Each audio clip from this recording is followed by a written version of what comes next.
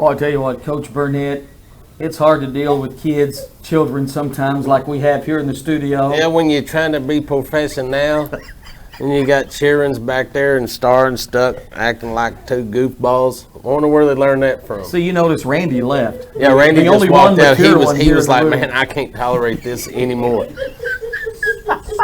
He's chasing thunderstorms or something. He is, as a matter of fact. Well, welcome into the Brownwood Lions Coaches Show on the radio and on video at KOXC.com. That's Brownwood Lions head football coach, athletic director Sandy Burnett. How's your day gone so far?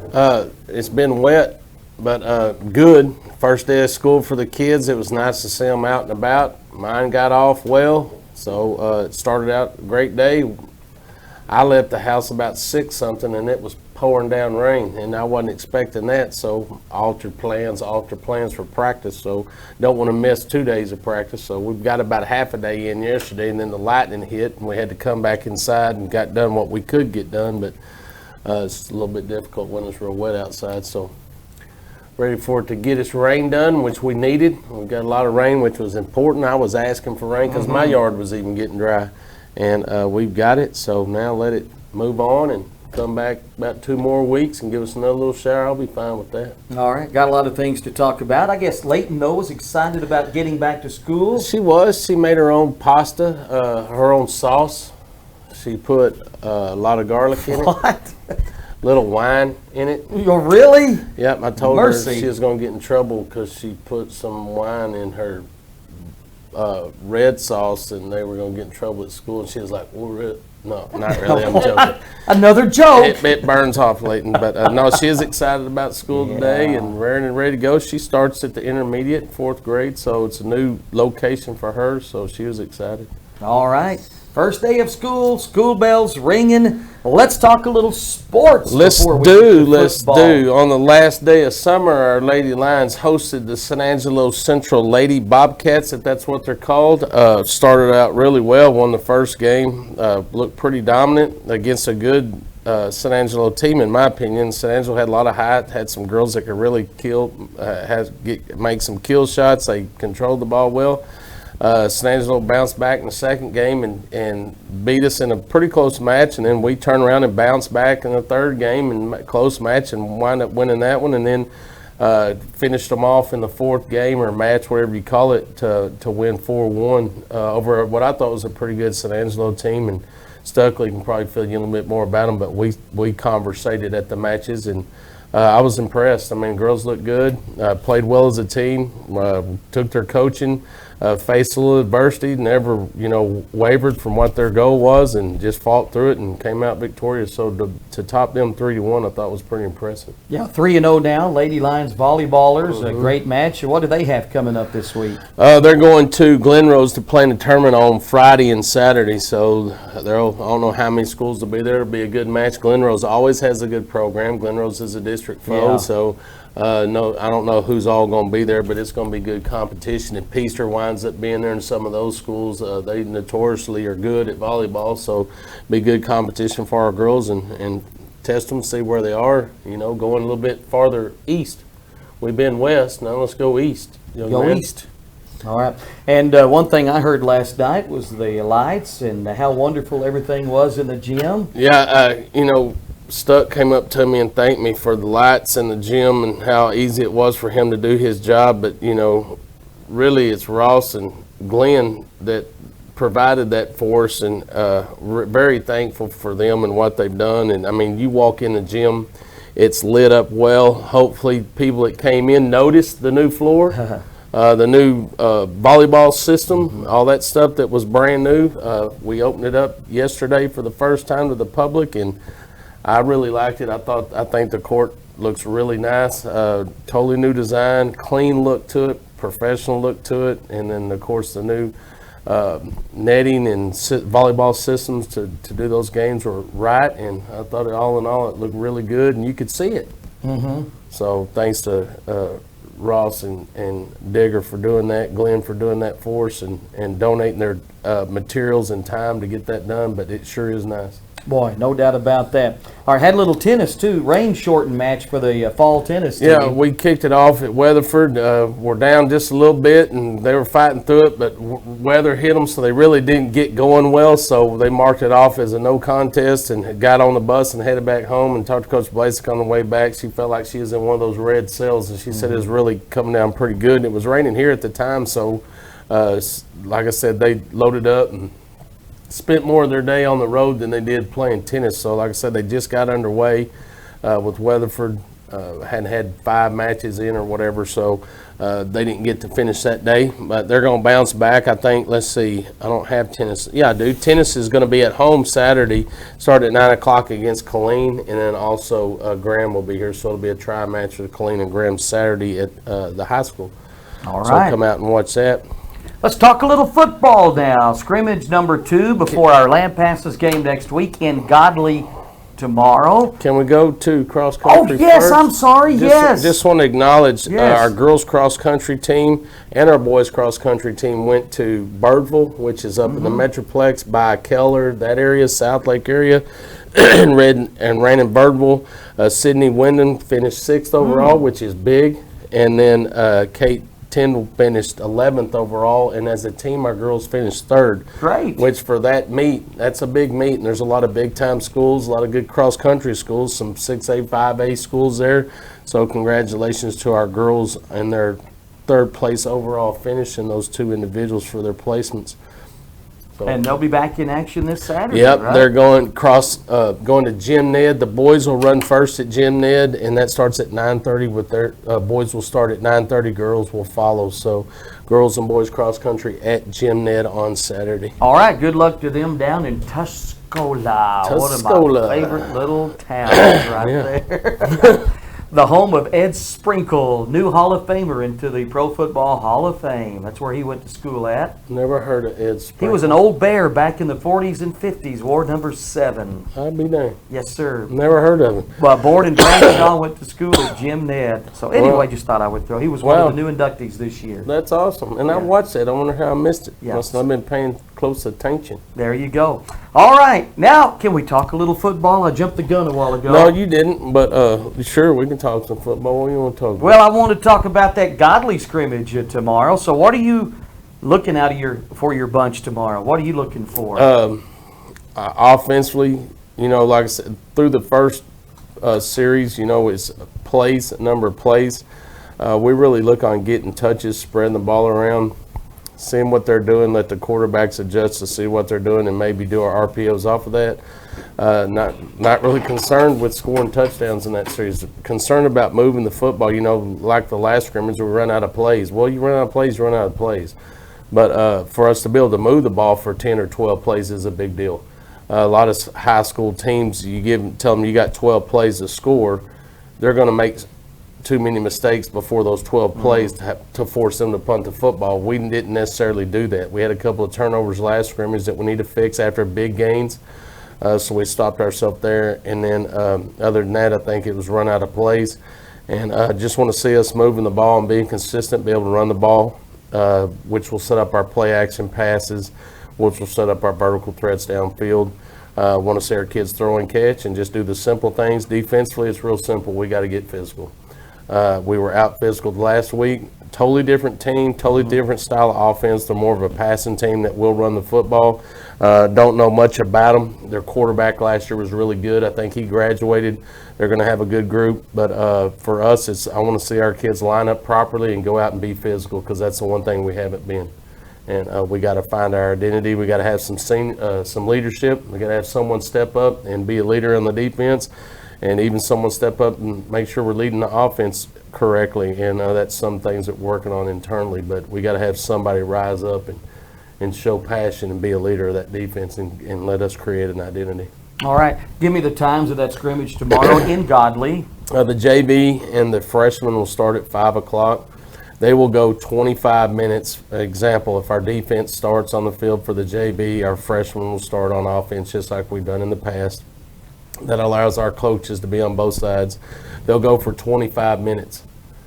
however many plays, however many touchdowns, whatever it takes for 25 minutes. They're going to have an offense and a defensive session, and then they're going to flip it. They get a break, they'll flip it, and then we'll be on defense or offense based on where we started for 25 minutes, and then that will be their scrimmage. The varsity will go through some series of plays like we did in the previous scrimmage, and then we'll have a live half to simulate the best we can what it'll be like next Friday when we kick off our season against Lampasas. So we'll do special teams, kicking game. We won't cover, that'll be dead, but it'll allow you to get your teams on the field, let you kick the ball. There, we'll spot it on the 30. If you punt, doesn't matter if he punts it 2 yards or 50 yards, we'll advance the ball 30 yards down the field, and they'll start their offense from that spot. So controlled scrimmage at first to get some plays in, and then we'll have a live half to follow. All right, sounds good. So good luck tomorrow. Keep everybody healthy as we head into the regular season a week from Friday. At home against Lampasas, 7:30. Tickets still on sale, I guess, through Friday, season tickets. That's correct, and I just wanted to mention we have a little adjustment in the times that we're selling tickets on Friday. Due to some personal things with Lisa has some funeral she needs to attend.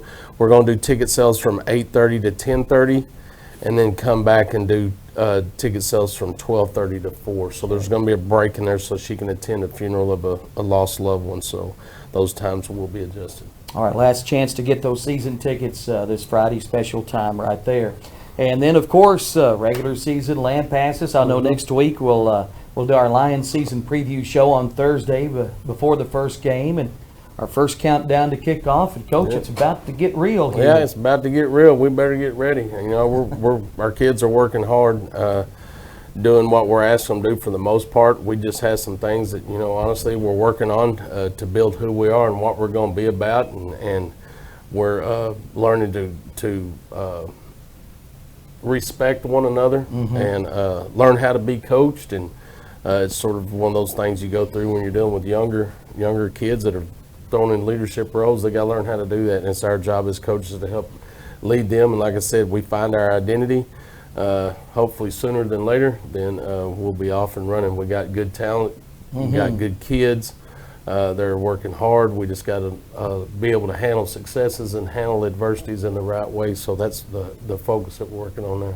I'm excited about the season coming up. No doubt, junior heavy roster, 18 juniors on the roster. That sounds good. Yeah, you know, it does. wish we, you know, you face a lot of opponents that have 18 seniors, and that means a lot.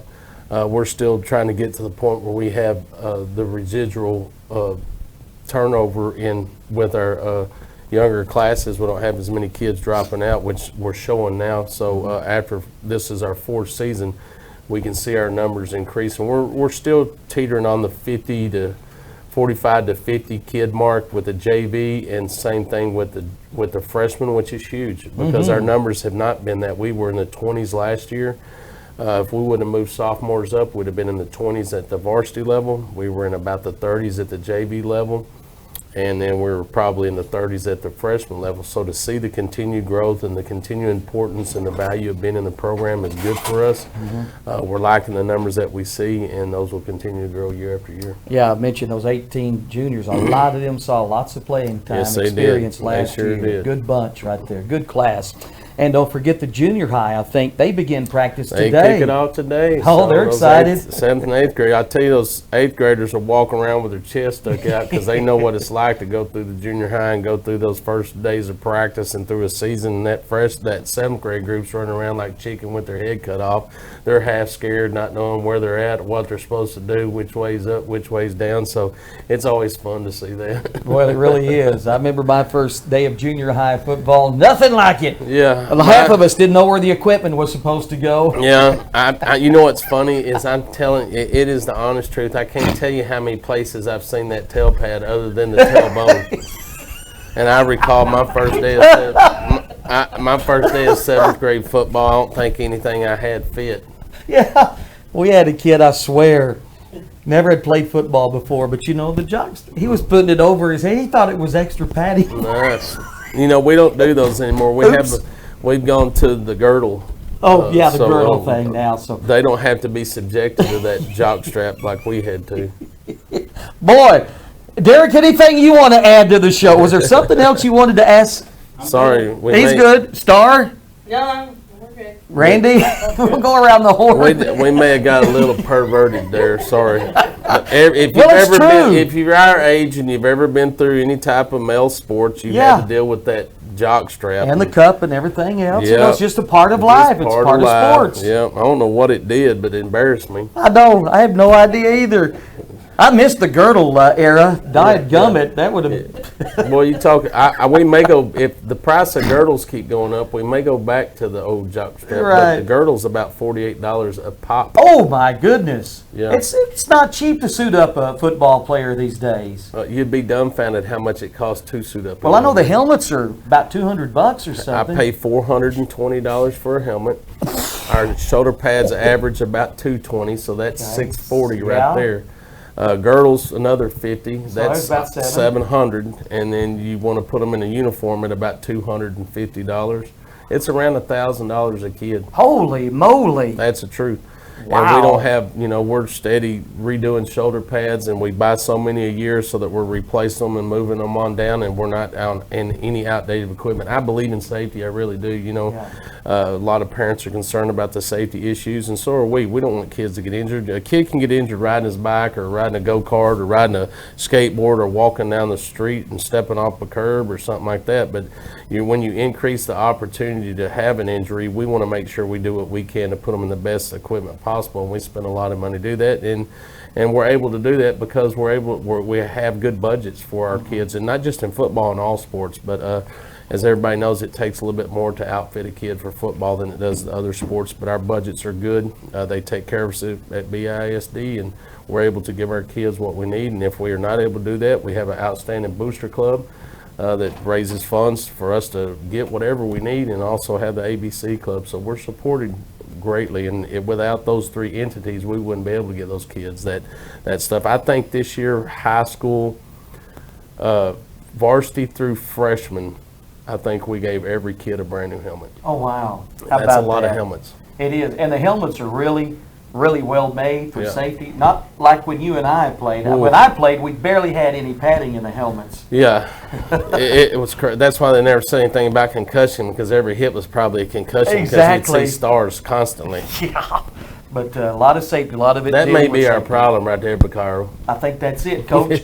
Yeah, too many hits on the noggin. Too many hits on the melon. Yeah, no doubt. Derek and I were talking about that, how practice has even changed, and some Mm-hmm. of the things you can't do now that we used to do. I tell people, I'm actually a rookie. I've been doing it for 28 years, and what I've seen from when I started and how we coached and what we wore and how we did things from when I started to now has totally changed. Totally changed. It's a different world we live in. All right. Good luck at the scrimmage tomorrow. And anything else sports-wise, Coach? I don't have anything sports-wise, but I want to make sure we thank those that make this show possible. Auto Glass Magic, Avalon Custom Homes, Bruner Auto Group, Syntex Body and Paint, Syntex Equipment Sales, Citizens National Bank, Dan Hill Containers, Dr. Bon Young, Dr. Pepper Bottling Company, Edward Jones Investments, Hendrick Medical, Willie's Teas, Western Bank, Weldon Wilson Electric, Texas Bank, Stanley Chrysler, Sonic Drive-In, Smith & Sharp Agencies, Painter & Johnson Associates, MC Bank, Landmark Life, Howie Enterprises, Humphrey Pete. Thanks for what you do. I like the way you went reverse on Yeah, mix that 'em up a second little column. bit, I like yeah. it right there. Very thankful that they do what they do so we can do what we do. Amen. And a lot of those sponsors have been with us For a since long- I've been here. Yeah, long time.